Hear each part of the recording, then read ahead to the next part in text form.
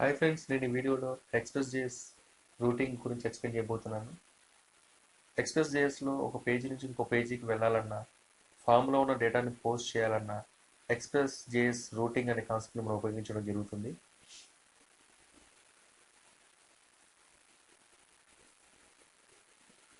App dot method of path handler అనేది సింపుల్గా మనం రూటింగ్ గా డిఫైన్ చేయొచ్చు.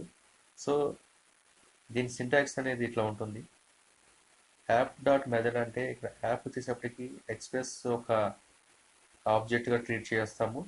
అలాగే మెథడ్ అనేది హెచ్టిటిపి రిక్వెస్ట్గా ట్రీట్ చేయొచ్చు. అంటే హెచ్టిటిపి మెథడ్స్ గెట్ కానీ, పోస్ట్ కానీ, పుట్ ఆర్ డిలీట్, ఇట్లా ఏదైనా ఒకదాన్ని మనం ఇక్కడ ఈ మెథడ్ కింద డిఫైన్ చేయడం జరుగుతుంది. అలాగే పాత్ వచ్చేసేటప్పటికి ఏ పేజీకి నావిగేట్ అవ్వాలి అనేది మనం ఇక్కడ మెన్షన్ చేయడం జరుగుతుంది. అలాగే హ్యాండ్లర్ అనేది సింపుల్గా ఒక ఫంక్షన్గా చెప్పొచ్చు. సో ఎప్పుడైతే మనం ఇచ్చిన పాత్ కరెక్ట్గా లోడ్ అవుతుందో అప్పుడు ఈ ఫంక్షన్ అనేది ఎగ్జిక్యూట్ అవుతుంది.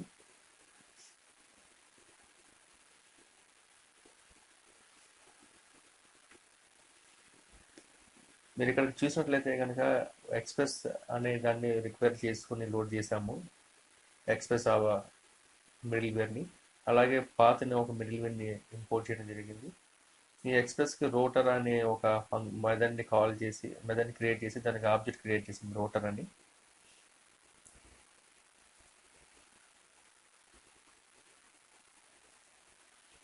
సో నేను ఇప్పుడు ఈ అప్లికేషన్ని రన్ చేస్తున్నాను. సో అప్లికేషన్ని స్టార్ట్ చేయడానికి npm స్పేస్ స్టార్ట్ అనే కమాండ్ ద్వారా మనం అప్లికేషన్ స్టార్ట్ చేయడం జరుగుతుంది.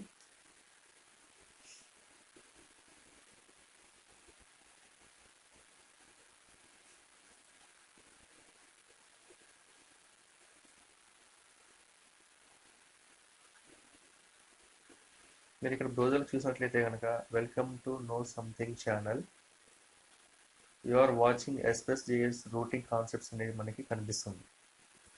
సో ఎప్పుడైతే బ్రౌజర్లో లోకల్ హోస్ట్ కోలన్ 3000 అని చెప్పి ఎంటర్ చేయడం జరిగిందో అప్పుడు మనకి కంటెంట్ కనిపిస్తుంది. ఇది కంటెంట్ ఎలా కనిపిస్తుంది అంటే, మీరు కనుక ఇక్కడ చూసినట్లయితే ఈ బ్లాక్ ఫస్ట్ టైం ఎగ్జిక్యూట్ అవుతుంది. సో రూటర్ అనే దాన్ని ఒక ఆబ్జెక్ట్ క్రియేట్ చేసాము. అలాగే HTTP request, HTTP method get అనే దాన్ని మనం ఉపయోగించడం జరిగింది. అలాగే పాత్ స్లాష్. సో బ్రౌజర్లో ఎప్పుడైతే లోకల్ హోస్ట్ కోలన్ 3000 అని చెప్పి ఉండి ఇక్కడ ఏమీ లేకుండా ఉంటే కనుక బై డిఫాల్ట్ స్లాష్గా ట్రీట్ చేయబడుతుంది. సో ఈ పాత్ లోడ్ అయింది. ఇది హ్యాండిలర్, నథింగ్ బట్ ఫంక్షన్ అనమాట. సో ఇక్కడ మీరు చూసినట్లయితే రెస్పాన్స్ డాట్ సెండ్ అనేది ఒక ఫంక్షన్ కాల్ అవ్వడం వల్ల మనకి ఈ మెసేజ్, మనం ఇక్కడ ఏదైతే రాసామో ఈ మెసేజ్ అనేది మనకి అవుట్పుట్గా డిస్ప్లే వచ్చింది. సో ఈ విధంగా మనం ఏదైనా హెచ్టిటిపి రిక్వెస్ట్ని మెథడ్ని చేంజ్ చేసుకుంటూ మనకు కావాల్సినట్లుగా మనం యాక్సెస్ చేసుకోవచ్చు. సపోజ్ మీరు కనుక పోస్ట్ మెథడ్ని వాడాలి అనుకుంటే కనుక ఇక్కడ ఒక ఫామ్ క్రియేట్ చేయడం జరిగింది. ఈ ఫామ్లో మెథడ్ పోస్ట్ అని యాక్షన్ స్లాష్ సేవ్ డేటా అని ఇవ్వడం జరిగింది. సో ఎప్పుడైతే యూజర్ అతని ఒక ఈమెయిల్, పాస్వర్డ్, మొబైల్ ఫీల్డ్స్ని ఇచ్చి సబ్మిట్ చేస్తాడో అప్పుడు ఈ స్లాష్ సేవ్ డేటా అనే దానికి డేటా అంతా పోస్ట్ అవుతుంది. సో ఈ సేవ్ డేటా అన్న మెథడ్ని యాక్సెస్ చేయాలి అంటే కనుక router dot HTTP method post of path slash save data అని రాసిన తర్వాత ఈ హ్యాండ్లర్ ఫంక్షన్ రాయడం జరుగుతుంది. సో మనం ఎప్పుడైతే డేటాను పోస్ట్ చేస్తామో ఆ పోస్ట్ చేసిన డేటా మొత్తం ఈ రిక్వెస్ట్ ఆబ్జెక్ట్లోకి వచ్చేస్తుంది. Console dot log of request dot body అంటే కనుక మీరు కన్సోల్లో మనం ఈ అవుట్పుట్ని చూడొచ్చు. ఏదైతే మన యూజర్ ఎంటర్ చేస్తాడో ఆ వచ్చిన పోస్ట్ డేటా అనేది రిక్వెస్ట్ ఆబ్జెక్ట్లో ఉంటుంది. సో దాన్ని మన కన్సోల్లో చూడొచ్చు అనమాట. అలాగే హెచ్టిటిపి మెథడ్స్ ఏవైనా సరే పుట్ కానీ, డిలీట్ కానీ ఇవి కూడా ఉపయోగించుకోవచ్చు. ఈ పుట్, డిలీట్ అనేది మనం మేజర్గా రెస్ట్ఫుల్ వెబ్ సర్వీసెస్ ఎప్పుడైతే యూజ్ చేస్తామో అప్పుడు మనం ఈ హెచ్టిటిపి మెథడ్స్ని యూజ్ చేయడం జరుగుతుంది. అలాగే రూటింగ్లో ఇంకొక ఇంపార్టెంట్ కాన్సెప్ట్ ఏంటంటే పారామీటర్స్ని ఎలా యాక్సెస్ చేయాలి. సో యూఆర్ఎల్లో ఇచ్చిన పారామీటర్స్ని మన కంట్రోలర్లోకి ఎలా తెచ్చుకోవాలి అనేది మనం ఇక్కడ చూడొచ్చు. యూజర్ కనుక suppose HTTP local host 3000 user 25 books 4567 కనుక ఇచ్చినట్లయితే ఈ పారామీటర్స్ మనం ఇక్కడ యాక్సెస్ చేసుకోవచ్చు. మీరు కనుక ఈ ఎగ్జాంపుల్ ఇక్కడ రన్ చేసినట్లయితే బ్రౌజర్లో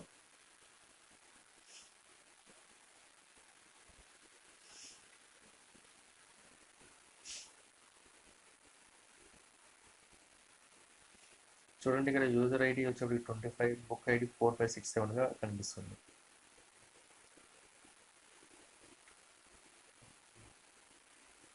so router dot get off slash user అని చెప్పి ఎప్పుడైతే మనం పారామీటర్ ఫస్ట్ది అలానే బుక్స్ తర్వాత సెకండ్ పారామీటర్ ఇచ్చినప్పుడు సో మనం ఏదైతే ఇస్తామో ఆ డేటా అంతా రిక్వెస్ట్ ఆబ్జెక్ట్లోకి వస్తుంది. సో రెస్పాన్స్ డాట్ సెండ్ అనే సెకండ్ పారామీటర్ ద్వారా సెండ్ అనే మెథడ్ని ఉపయోగించుకొని మనం రిక్వెస్ట్లో ఏవైతే వస్తాయో వాటిని మనం అవుట్పుట్గా చూపించవచ్చు.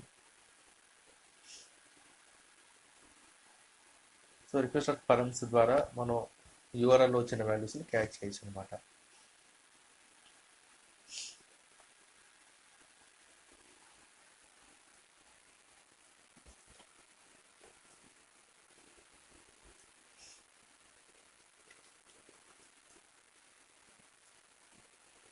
అలాగే మీరు కనుక యూఆర్ఎల్లో ఓన్లీ నెంబర్స్ మాత్రమే అలో చేయాలి పారామీటర్గా అంటే కనుక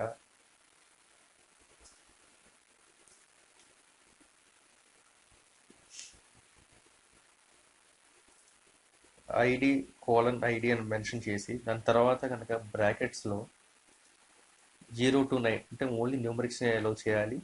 అలాగే 3 to 5 దాని సైజ్ స్టార్టింగ్ మినిమం 3 ఉండాలి, మ్యాక్సిమం 5 న్యూమరిక్స్ మాత్రమే అలో చేయాలనేది మనం ఇక్కడ మెన్షన్ చేయడం జరుగుతుంది.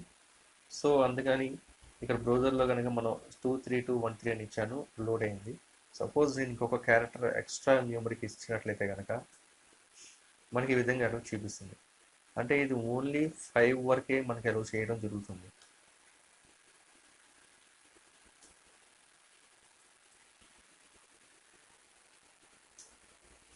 చూడండి, ఓన్లీ 5 డిజిట్స్ ఇస్తే మాత్రమే అవుట్పుట్గా కనిపిస్తుంది, లేకపోతే ఎర్రర్ త్రో చేస్తుంది అనమాట. సో మీరు కనుక యూఆర్ఎల్లో ఓన్లీ న్యూమరిక్స్ని అలౌ చేయాలి అనుకుంటే కనుక మనం ఈ సింటాక్స్ని ఫాలో అవ్వచ్చు. సో పారామీటర్ డైనమిక్ వచ్చే దాన్ని కోలన్ ఐడి కోలన్తో మనం ఐడెంటిఫై చేయడం జరుగుతుంది. సో ఇక్కడ కూడా చూసినట్లయితే కనుక మీరు కోలన్ యూజర్ ఐడి అనేది డైనమిక్ వాల్యూ అవుతుంది, కోలన్ బుక్ ఐడి అనేది కూడా డైనమిక్ వాల్యూ అవుతుంది అనమాట. అలాగే రెస్పాన్స్ మెథడ్స్ కూడా అనేవి కూడా కొన్ని ఉన్నాయండి. సో ఈ రెస్పాన్స్ మెథడ్స్ వచ్చేసేటప్పటికి రెండర్, సెండ్, జేసన్, రీడైరెక్ట్ ఇలాంటి వాటిని మనం రెస్పాన్స్ మెథడ్స్గా చెప్పుకోవచ్చు. సపోజ్ మీరు కనుక ఇక్కడ చూసినట్లయితే రూటర్గా గెట్ స్లాష్ రెండర్ అనే పేజ్ పాత్ని ఇవ్వడం ద్వారా ఇండెక్స్ అనే ఒక ఫైల్ని లోడ్ చేయొచ్చు. సో ఈ ఇండెక్స్ అనేది మనం ఫస్ట్ ఆఫ్ ఆల్ రూట్ మన అప్లికేషన్లో వ్యూస్లో డిఫైన్ చేసి ఉండాలి. సో మీరు ఇక్కడ చూసినట్లయితే కనుక ఇండెక్స్ అనే ఒక ఫైల్ ఉంది, index.html అని. సో నేను ఎప్పుడైతే బ్రౌజర్లో స్లాష్ రెండర్ అని చెప్పి లోడ్ చేస్తానో అప్పుడు ఈ ఇండెక్స్ ఫైల్ లోడ్ అవుతుంది. ఇక్కడ చూసినట్లయితే కనుక రెండర్ అని టైప్ చేస్తున్నాను. చూడండి, ఎక్స్ప్రెస్ వెల్కమ్ టు ఎక్స్ప్రెస్ అని చెప్పి అవుట్పుట్గా వచ్చింది. సో ఈ వ్యూస్లో ఈ ఫైల్ని ఓపెన్ చేసినట్లయితే కనుక ఇక్కడ అదే ఉంది చూడండి. సో మనం డేటాని పంపించడం జరిగింది. సో టైటిల్ ఎక్స్ప్రెస్ అని, సో అందుకని చెప్పని ఎక్స్ప్రెస్ అని టైటిల్ కనిపించింది. So welcome to express. అలాగే అవుట్పుట్గా మీకు కనుక జేసన్ ఫార్మాట్లో డేటా చూడాలి అనుకుంటే కనుక సో response.json అనే మెథడ్ని ఉపయోగించుకొని మనం జేసన్ ఫార్మాట్లో అవుట్పుట్ని డిస్ప్లే చేయొచ్చు. అలాగే ఒక పేజీ నుంచి ఇంకొక పేజీకి రీడైరెక్ట్ అవ్వాలి అంటే కనుక రీడైరెక్ట్ అనే మెథడ్ ద్వారా మనం ఇంకొక పేజీకి నావిగేట్ అవ్వచ్చు. అలాగే సెండ్ అనే ఒక మెథడ్ ఉంది.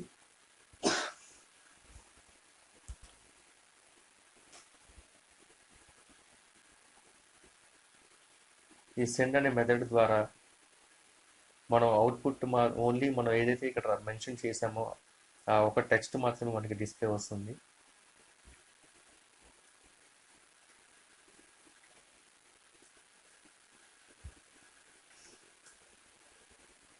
చూడండి ఇక్కడ ఎగ్జాంపుల్ ఫర్ సెండ్ రూటింగ్ అని వచ్చింది. సో ఇక్కడ మనం ఏదైతే రాసామో అదే అవుట్పుట్గా కనిపిస్తుంది. సో రెండర్ చేసే ఏదైనా ఒక ఫైల్ని లోడ్ చేయాలంటే రెండర్ అనే మెథడ్ని ఉపయోగించడం జరుగుతుంది.